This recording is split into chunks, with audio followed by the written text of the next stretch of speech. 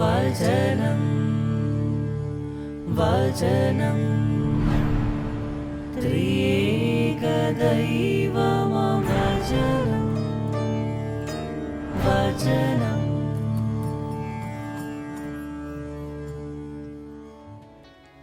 ഒറ്റലിൻ്റെ വെള്ളി നാണയങ്ങൾക്ക് വിലയില്ലാതാക്കിയ വെള്ളി, മൗനം വാചാലമാകുന്ന വെള്ളി, ദുഃഖവെള്ളി.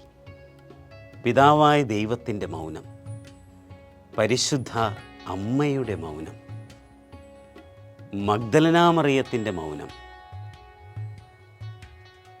യേശുവിൻ്റെ വക്ഷസ്സിൽ ചാരിക്കിടന്ന് യേശുവിനെ സ്നേഹിച്ച പ്രിയ ശിഷ്യൻ യോഹന്നാൻ്റെ മൗനം.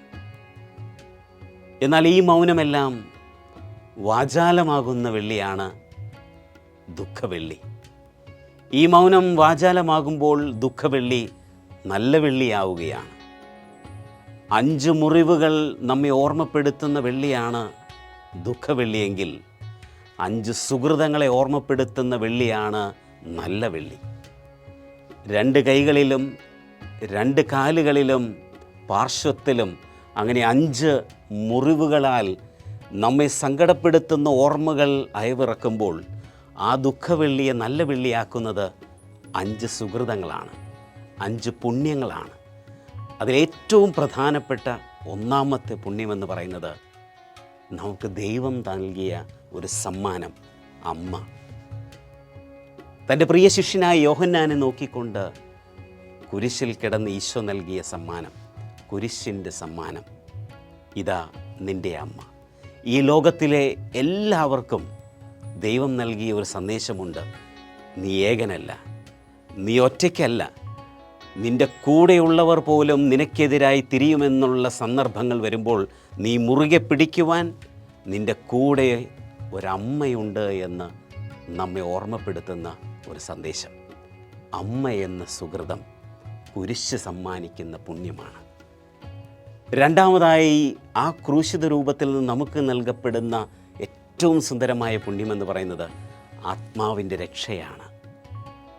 ഐ തേഴ്സ്റ്റ്, എനിക്ക് ദാഹിക്കുന്നു എന്ന് പറഞ്ഞുകൊണ്ട് യേശു കരഞ്ഞു വിലപിക്കുകയാണ്. എന്തിനു വേണ്ടിയാണ് ദാഹിച്ചത്? ഒരു വിനാഗിരി കൊണ്ട് ശമിപ്പിക്കാവുന്ന ഒരു ദാഹമായിരുന്നോ അത്? തീർച്ചയായുമല്ല.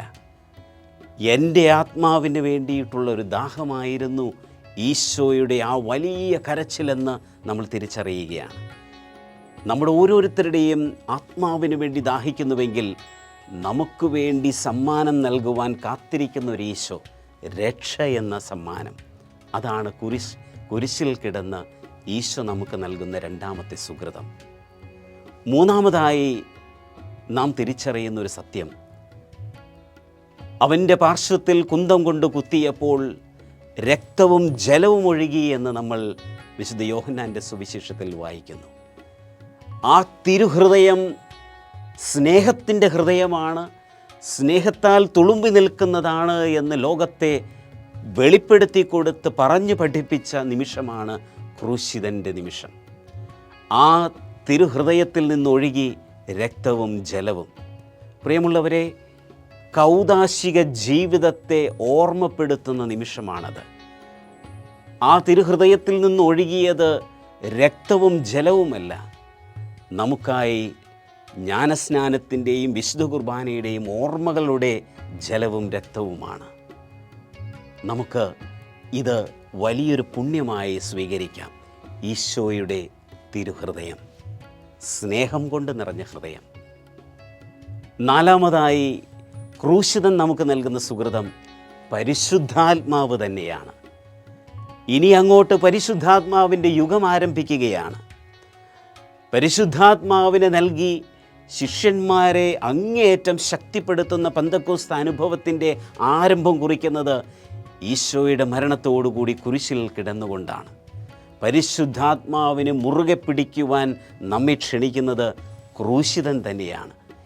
ഈ ദുഃഖവെള്ളി നല്ല വെള്ളിയാകണമെങ്കിൽ നീ മുറുകെ പിടിക്കേണ്ടത് പരിശുദ്ധാത്മാവിൻ്റെ അഭിഷേകമാണ്. അവസാനമായി കുരിശിൽ കിടന്ന് ഈശോ നമുക്ക് നൽകിയത് പറുദീസായുടെ വാഗ്ദാനമാണ്.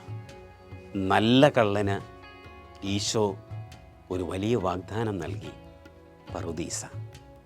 പറുദീസായിലേക്കുള്ള കവാടം തുറക്കപ്പെടുന്നത് എപ്പോഴാണ്? അനുദപിക്കുമ്പോൾ.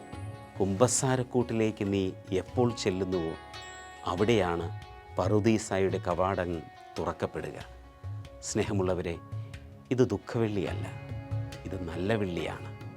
നമ്മുടെ സഹനങ്ങൾ, നമുക്കുണ്ടാകുന്ന തകർച്ചകൾ, നമ്മുടെ മനസ്സിനെ നൊമ്പരപ്പെടുത്തുന്നതെല്ലാം നല്ലതായി മാറുന്നത് ഇങ്ങനെ ഈ സുഹൃതങ്ങൾ ഹൃദയത്തിൽ വഹിക്കുമ്പോഴാണ്.